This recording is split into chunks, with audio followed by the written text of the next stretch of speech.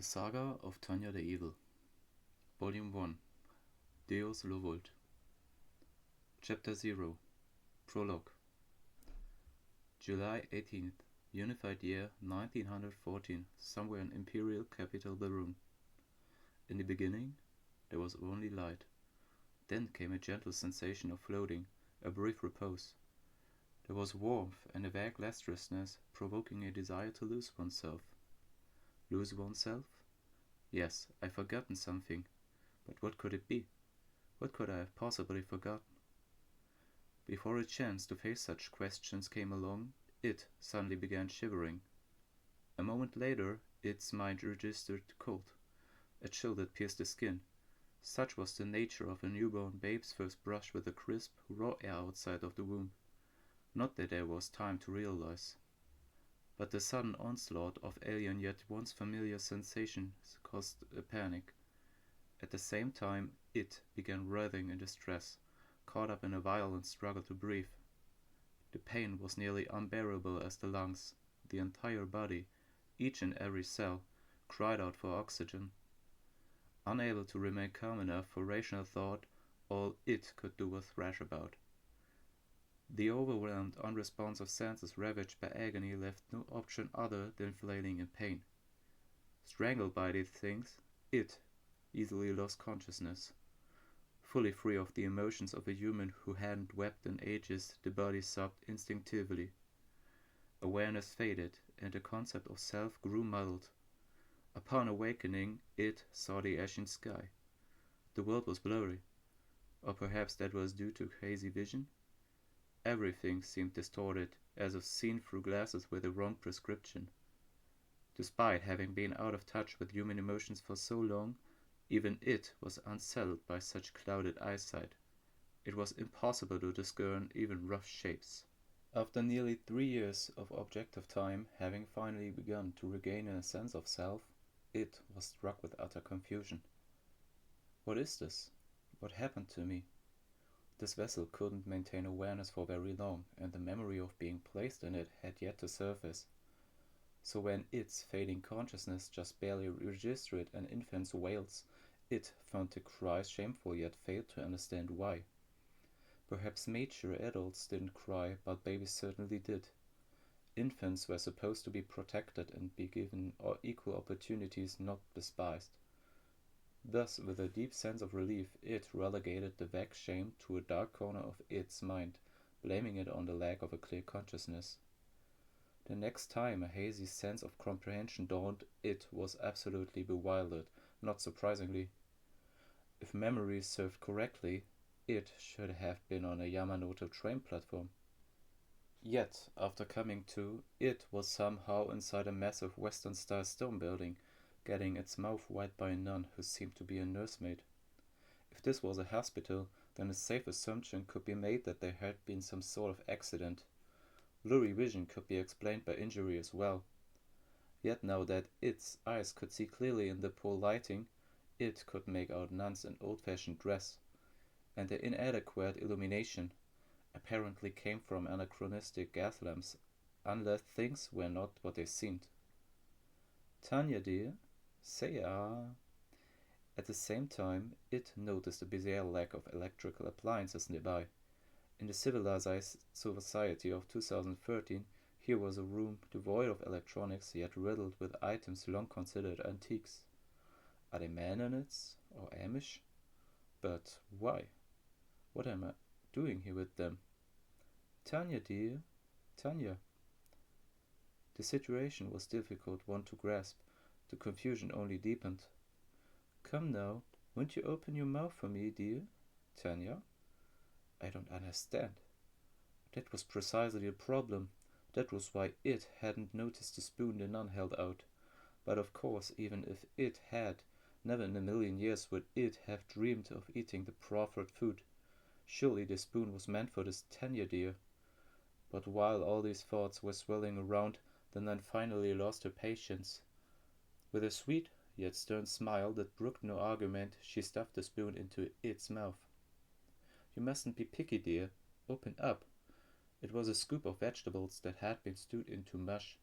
but its single spoonful also thrust the truth at hitherto uncomprehending Tanya.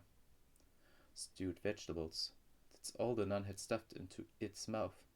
But for the person in question, the action only made things more bewildering. In other words, I, am Tanya. Thus a cry rose from the depths of its soul. Why? August 14th, AD 1971, United States of America. On August 14th, 1971, a team of researchers led by Dr. Philip Zimbardo commenced an experiment under a grant received from the United States Department of the Navy's Research Institute, the Office of Naval Research, ONR. The planned duration was a mere 2 weeks. Its objective was to collect rudimentary data on an issue with Marine Corps prisons that the Navy was also facing. The participants recruited for this experiment were normal college students of sound mind and body. On the second day, however, the team ran into a serious ethical problem. Not only did those who had been assigned to be guards verbally abuse and degrade the ones in the prisoner role despite the prohibition of such behavior, but also acts of physical violence had become increasingly prevalent. As a result, the team was forced to discontinue the trial only 6 days after it began. This later became known as the Stanford Prison Experiment. Ironically enough, notwithstanding the pitfalls of the project's dubious morality, the results were replete with implications for the field of psychology. Along with its predecessor, the Milgram experiment, the Stanford Prison Experiment demonstrated something fundamental about human nature.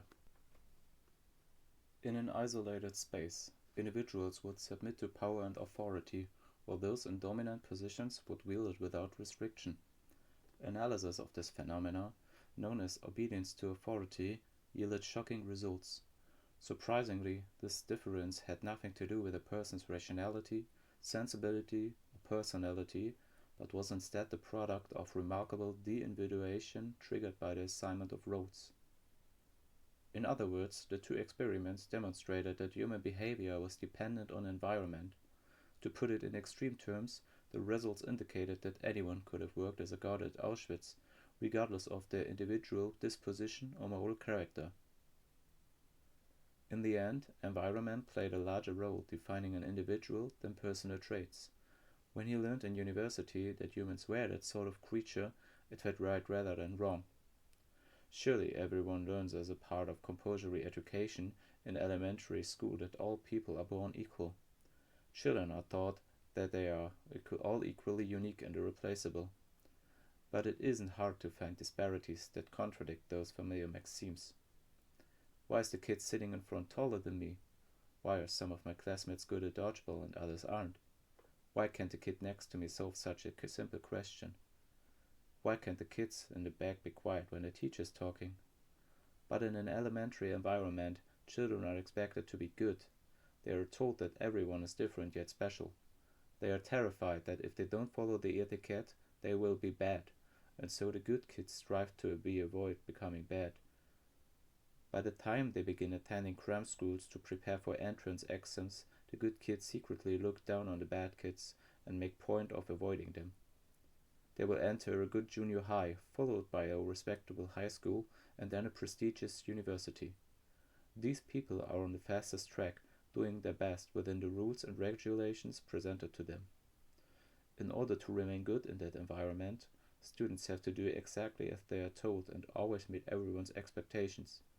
Just as they are told, they spend day after day hunched over textbooks or reference books, competing with classmates for grades. As they lead such a life, those engaged in the fierce battle of college entrance exams come to view others as losers. With an environment where grades determine everything, it's only natural for high achievers to hold poor students in contempt. On the other hand, the majority of those successful students don't consider themselves especially bright. After all, it has long been the case that whenever a regular student shows even a little pride, the truly gifted in their grade put them in their place. One student might be having a hard time while the kid next to him is nonchalantly entering the international physics or international mathematical Olympiads. It takes more than a little effort to sit shoulder to shoulder in a classroom with geniuses for whom comprehending all the material is given. Despite the warped perspective, they have a strong enough grasp on reality to diligently pursue their studies. Whether they like it or not, all college-bound students know the truth. If they want an income comparable to what their parents possess, they have to attend a good university and get a decent job, at the very least. This group is driven by a strong, youthful desire to succeed, but along with that desire comes the fatal fear of failure. As such, they have no choice but to chain themselves to their desks. After struggling in that harsh world, the best students pass the entrance exams for university, worthy of being called prestigious. Then the game changes. Many are forced to realize that they have entered a world where people are no longer evaluated by grades but question, what have you achieved? Those who can adapt to the sudden paradigm shift and new environment do. Obey the rules, search for the loopholes, sneer at the guidelines despite being bound by them. In the end, everyone learns that rules are necessary to make the system run smoothly. Freedom without laws means anarchy. Laws without freedom means tyranny. So as much as they hate restrictions, they fear unlimited freedom. He failed to understand people who came late to class. He couldn't see the value of people who drank themselves into oblivion. He couldn't comprehend the sporty types who droned on about the power of the human spirit. But when he encountered the Chicago school and saw how these works applied rationality to the relationship between the roots and freedom, he was ecstatic. After all, it meant that he could stay on track as long as he played by the rules. He managed to exude the appearance of a diligent university student while hiding the fact that he was a nerd. In essence, that's what it meant to be free within the confines of the rules. As far as friends were concerned, he enjoyed hanging around with his high school buddies as well as a bunch of kindred spirits he met in college. This was his moratorium, until he went out into the world, although he still made sure to improve himself and develop connections. Naturally, he invested in his human capital by acquiring language skills and culture to a point. That plus his educational background, according to the theory of signaling, would project society's ideal of a good college student. Surprisingly, what people like him needed wasn't actually talent. The most important thing was looking good on paper. In other words, recruiters preferred someone who passed their company's exam with flying colors, came from a prestigious school, and was a familiar face to the interviewers. It was for precisely that reason that the headwind of the recession's employment slump didn't particularly blow against him. After all, he was on his mark at a different starting line compared to everyone else. In truth, he had the advantage. This contest was completely rigged. From the get-go, it was only natural to visit alumni who came from the same alma mater. In fact, he'd gone so far as to accept invitations to grab a few drinks with the recruiters from Human Resources. Now just imagine if someone on the employment side attended the same junior and senior high or was a graduate of his college. They would offer guidance about what qualities recruiters looked for at such and such company and how to present himself in the interviews. As long as he combined his various connections and did decently in the interviews, he would have nothing to worry about. If he wasn't too picky, he could get a job that put food on the table for sure. By obediently doing whatever he was told, he became a societal gear that performed well at a steady pace. Somewhere along the line, he began to view himself as a mature adult in that working setting. Job satisfaction, individuality, creativity. He was a cog in society, and he could assert that the content of his work didn't matter as long as he received fair compensation. From the company's perspective, the ideal employee was required to complete assignments promptly while maintaining a level of quality appropriate to their salary. Adhering to the company's philosophy in all things, the ideal employee would take initiative and search for ways to turn a profit. It wasn't terribly difficult for him to adapt to life as a slave to corporate logic. Heartless, robotic, careless, impersonal. Concerns of that nature only troubled him in the very beginning. He was terrified of people who howled ingloriously or resorted to violence. It wasn't possible for him to comprehend such disgraceful behavior. But with time, he acclimated. It was just like school. Humans are creatures designed to adapt to change. When it comes down to it, conforming to the environment means assuming one's assigned role. A guard acts like a guard, and a prisoner acts like a prisoner. The days passed uneventfully, alternating between work and hobbies. Naturally, work progressed efficiently. Following company directives and avoiding mistakes as much as possible were important to not let work cut into precious free time. Consequently, by the time he entered his 30s, he not only was close to matching his parents' income, but also had most definitely gotten on the promotion track. He was highly regarded for his devotion to the company and loyalty to the executives, and he climbed the advancement ladder in the human resources department. He even received the Touchstone Award as a section manager. Yes, that's right. I had an important job. There's absolutely no reason, none whatsoever, for a nun to stuff a spoonful of boiled vegetables down my throat. I'm being quite a gentleman, not even screaming at the top of my lungs to demand what right you have to call me Tanya, dear. Growing impatient, he attempted to stand in order to launch his "why me" tirade. That was when it hit him. His head dropped and his unpleasant memories suddenly surfaced. February 22nd, AD 2013, Tokyo, Japan. Why? Why me? Why? It's obviously because your cost performance is abysmal. On top of that, you've been absent quite a lot. And as another nail in the coffin, I have a report from your director supervisor claiming that you've taken out multiple cash advance loans of who knows how much. Plus, you adamantly refuse to see the occupational physician at every turn. In conclusion, it's clear that you're becoming a costly employee. More importantly, we can't have you causing some sort of scandal and marring the company's good name. I'd love to ask you, is there any reason we should keep you on board? But due to certain laws, I must conceal such sentiments deep within my heart and respond with as much tact as possible. You've already failed to complete your PIP twice. The company gave you a perfectly reasonable order to attend PIP completion training, but you refused, and you have numerous unexcused absences. False courtesy? That's just fine. It's not prohibited by law. This is for a profit corporation, not a charity for the societally inept. That said, as you've contributed to a company for such a long time, I believe a voluntary resignation rather than a disciplinary dismissal would better serve both interests. While this may be a huge waste of time, it's a part of the job description. I've never had to go on client visits before. How the hell does that count as training? It combats deteriorating work results by helping supervisors understand sales representatives and find ways to improve their managerial practices. With that in mind, we felt it was necessary for you to undergo this training. Even if it's all in a day's work, this is still tiring. It's an utter pain to deal with this endless parade of weeping and wailing employees who try to cling to us.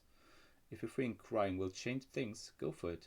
In some parts of the business world, that's valid tactic. But if you think it'll work after calling me things like a heartless monster, boss's pet, or cyborg, you've got another thing coming. I've always known that I wasn't the best, unable to compete with the geniuses and unable to match the gifted through hard work and dedication. My personality has grown utterly warped. I'm a mess of convoluted complexes. Truly benevolent people are awe-inspiring. As far as hypocrisy is concerned, I have what society as a whole deems to be healthy levy, but knowing I'm insincere makes me scoff all the more. Despite being self-aware about this, how ghastly I am, I still harbor the arrogant belief that I'm superior to the inept fool wailing before me. At least as far as cost performance is concerned, I've maintained superior results. So even though restructuring departments assigned for consolidation through layoffs is a pain, I take it seriously. From here, I should shoot straight up the ladder and land in the chair for Director of Human Resources. My life should have been fairly smooth sailing. Should have been. After reflecting to that point, a rather unpleasant event resurfaces. It's said that humans are political animals by nature, but apparently the type of humans who get pink slips are animals who prioritize primal emotions over logic or commonly accepted taboos. When you get down to it, aren't there more people who, unlike the good academic elite, act out their impulses? The director specifically warned me to watch my back at the station, but I couldn't see what he was getting at. Wham! Something slams into me. I fall from the platform in bizarre slow motion. The moment I see a train, my consciousness cuts off. When I wake up, I encounter an unspeakable injustice. Are you really living creatures of flesh and blood? Sorry, who are you? An elderly man, taken straight out of a cookie-cutter novel, heaves a heavy sigh as he observes me. It has to be one of three possible explanations. 1. I miraculously survived and the doctor is examining me, but I'm unable to perceive it correctly. In other words, it's possible either my eyes or my brain have suffered serious trauma. 2. I'm dying, and this is either the delusion or a hallucination. Maybe my life is flashing before my eyes. 3. I've woken up in the real world after mistaking a dream for reality. I could still be half asleep. The whole lot of you have the most twisted personalities. What a bunch of nonsense in that head of yours. Did he just read my mind? If he did, that's an extremely indecent and unwelcome violation of my privacy, as well as an intrusion on confidential matters. I certainly did, but it's disgusting reading the minds of uncompassionate disbelievers. Well, what do you know? I never dreamed the devil was real. You come up with the craziest ideas. Only God or the devil is capable of defying universal laws. If God existed, he wouldn't ignore all the injustice in the world. Thus, this world lacks a God. Therefore, being X before me is the devil. I rest my case. Are you disbelievers trying to work your creator to death? You disbelievers? In the plural, which means he's referring to others along with me. Should I take comfort in the fact that I'm not alone? Hard to say. While I don't specifically hate myself, I don't particularly love myself either. I mean, deranged souls like yours. They are everywhere these days. Why aren't you attaining enlightenment as humanity advances? Don't you want deliverances from your earthly bondage? I suspect this is simply the result of that social progress. Rawls' theory of justice is absolutely wonderful, but actually applying it is unrealistic. Humans have already been divided into the haves and the have-nots. It might be interesting as a hypothetical proposal, but in reality, people can't give up what they have for the sake of others. Isn't it natural to pursue material gain in this life rather than worry about the future? Even so, what does it matter? If I'm dead, what's going to happen to my soul? Let's discuss this constructively. What really matters is what comes next. I just throw you back into the cycle of life and death. You're getting reborn, replies the self-proclaimed God, being X. The answer the stranger gives is quite simple.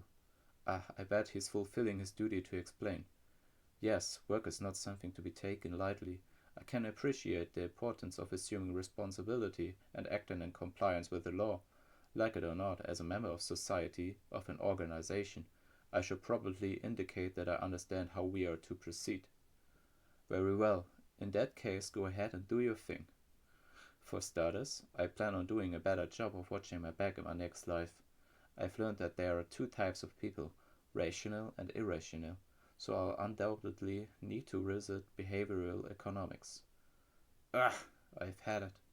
But the words he whispers under his breath leave me perplexed. Huh? Can't you guys get your acts together?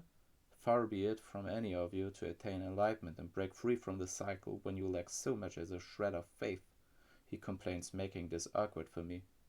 Quite honestly, I have no idea what this being X, self-proclaimed God, is so mad about. I realize elderly folks can be quick-tempered, but when someone who appears to hold a fairly senior position flies into a blind rage, they can be hard to read.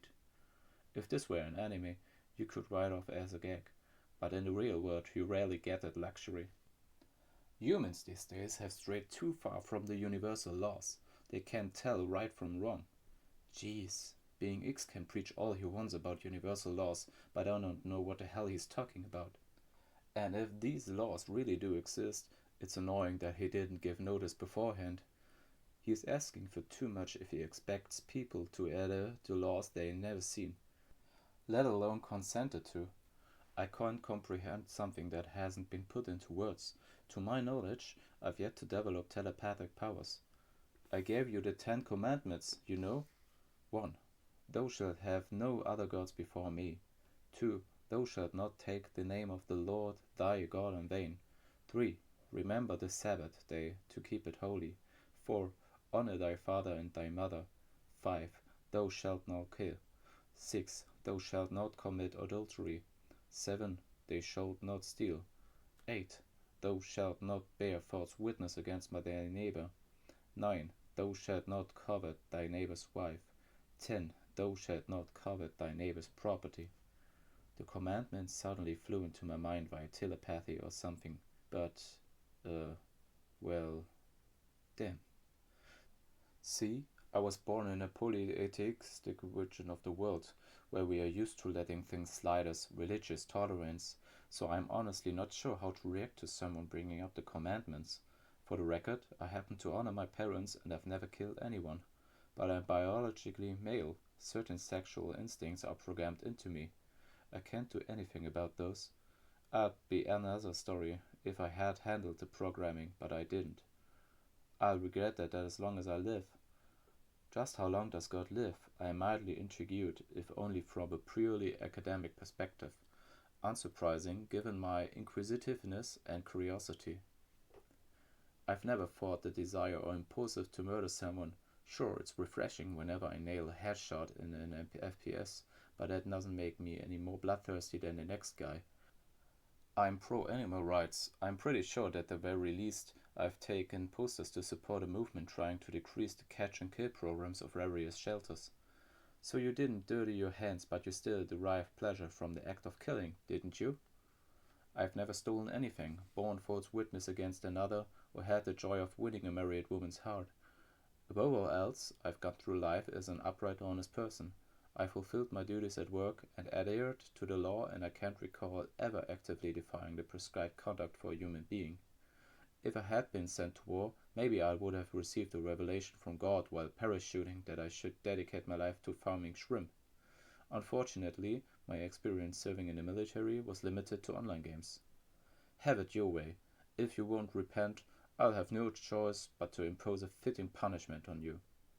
I'd like to think these false accusations can only go so far, and why me?